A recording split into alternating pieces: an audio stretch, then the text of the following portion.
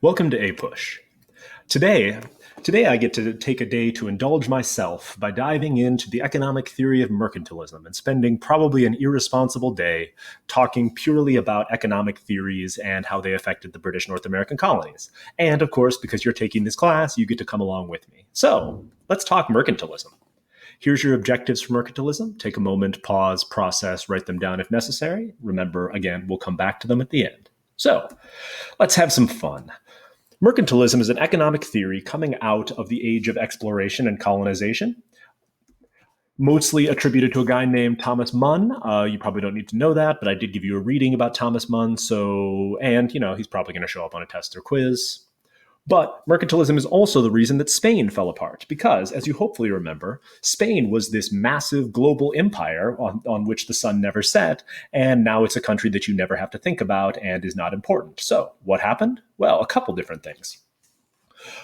One, Spain did become incredibly wealthy through the mining of silver and to some extent the sale of cash crops, but mostly the mining of silver, and brought huge amounts of treasure back to Seville, to their port in Seville. But the problem is all of that silver coming in led to significant inflation, and the Spanish government never actually realized that this inflation was happening. And so the tax rate stayed the same, even though prices rose, which is a recipe for an economic crisis, of course.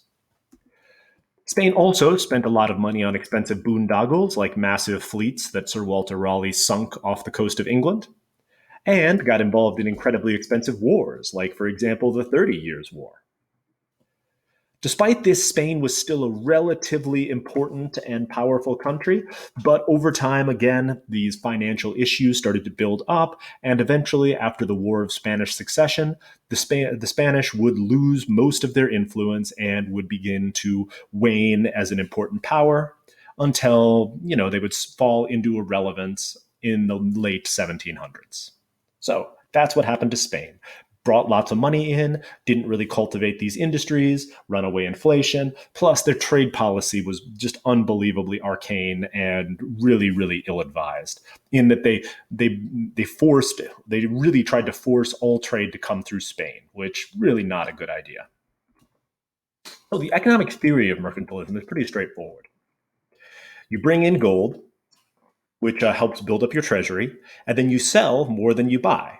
It seems logical, the idea that your exports should be more than your imports, and then in the end, you have extra money. So that seems perfectly reasonable. So why doesn't it totally work?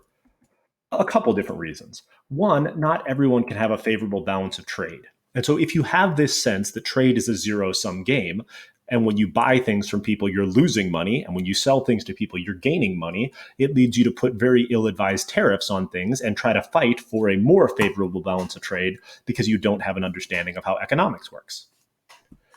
The better way that mercantilism sometimes functioned is if they could keep a closed system with their colonies, then the mother country could bring in low-cost goods, raw materials, could manufacture them into expensive goods, and then sell them back to the colonies, which is a reasonable way for the mother country to make money, and it's a reasonable way for the colonies to have an access to manufactured goods.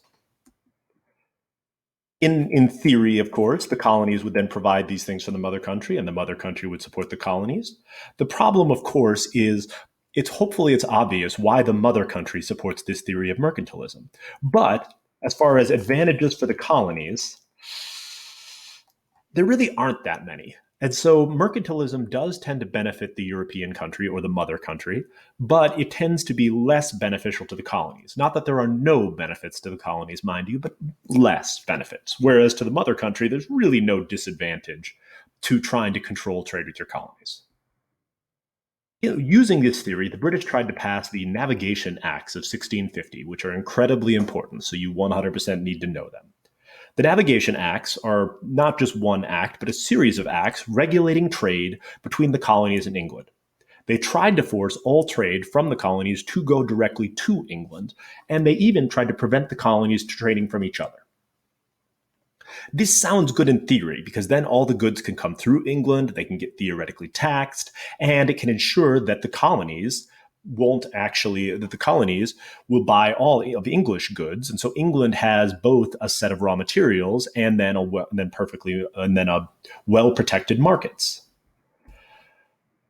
The Navigation Act also tried to prevent the colonies from manufacturing their own things. So, for example, Woolens Act, Hat Act, Molasses Act, and Sugar Act, which eventually we're going to get to and is, of course, much more important. The problem with all these acts, hopefully you can see the problem with all these acts, is one thing to say that the colonists can't export any hats. But what are you going to do about it?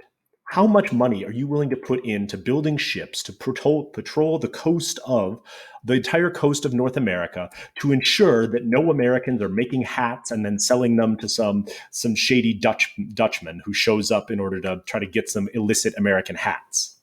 Or I get it. You can pass a law saying all sugar going to the colonies must come from our sugar plantation in Jamaica or Barbados. But if a boat full of French molasses comes in that's selling that sugar much more cheaply, how are you going to prevent the Americans from just buying cheaper French sugar from Haiti? I mean, yes, you could put tax collectors and trade regulators and all this stuff to try to enforce it, but then you just pay them a bribe, and how is it going to be stopped? And so the British did try to crack down on smuggling to some extent, but the problem is it's super expensive in order to crack down on smuggling, and everyone was making tons of money from this system anyway. And so we entered into a period called salutary neglect, which is basically the idea that the British decided not to enforce the Navigation Acts. They decided that the Navigation Acts are utterly unenforceable. We'll leave them on the books as a reminder to you that you should only be trading with us. But we understand that we don't have the ability to force you to do that.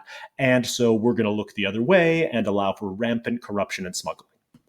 The other factor that led to salutary neglect is right in this time period, as hopefully you remember from world history. The English were busy trying to kill each other over taxes or the Book of Common Prayer, or the powers of Parliament versus the king, or yeah. And so the English civil wars and then the Glorious Revolution and all that was happening through this time period. So England had more important things to worry about than trying to enforce unenforceable and expensive regulations on their colonies. So salutary neglect would continue.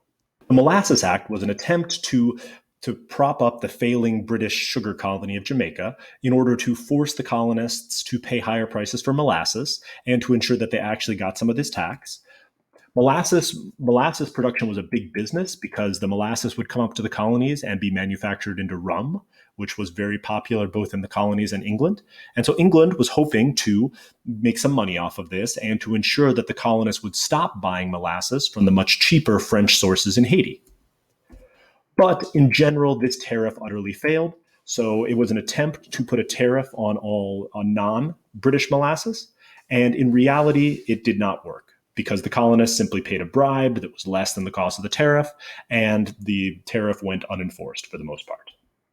Mercantilism led to a couple different wars during this time period, which all sort of eventually fold into the bigger 7 Years' War, which we'll be talking about next unit. We're not going to go into detail in these mercantilist wars, but it is important to understand that there were a bunch of different wars between first the British and the Dutch, which eventually led to the British displacing the Dutch as the global trade masters. And there were a number of wars between England and France. Both of these wars, and honestly, it's disingenuous to say between England and France, because they were mostly between England and their friendly Native American tribes and France and their friendly Native American tribes. And most of it was fought up in Canada. And so you have King William's War, which we don't need to know anything about, and Queen Anne's War, which you don't need to know anything about. But by the time we get to the French and Indian War in 1754, keep in mind that this warfare has been more or less constant for the last 50 years. So the French and Indian War was not a departure from previous relations between England and France as much as it was a continuation of it. The English also had a war with the Spanish, where they attempted to invade Florida over this whole controversy of Jenkins' ear, which was utter nonsense, and I'm not going to go into it. You can look it up. You can look it up if you're interested, but it does involve a guy having his ear chopped off and then bringing it to Parliament to show them. So that's solid. And we did try to invade Florida, but we failed. Or the English tried to invade Florida, and they failed. So Florida would stay in Spanish hands. The other factor that disrupted mercantilism was vast piracy. This was the golden age of pirates from the late 1600s to the early 1700s, which of course pirates like Blackbeard and Captain Henry Morgan raiding both ships and then also attacking settlements throughout the Caribbean. And so it's noteworthy that in order to try to protect this trade, both England, France, the Dutch, the Portuguese, the Spanish, all these different countries had to spend a tremendous amount to try to fight these pirates. And so again, their priority was not sailing up and down the coast to make sure that we're not selling hats to some Dutchman. So that brings us to the end of our discussion of mercantilism. Thank you for indulging me, and hopefully you can give satisfactory answers to these objectives. And for tomorrow, we'll be looking at philosophy and the Enlightenment.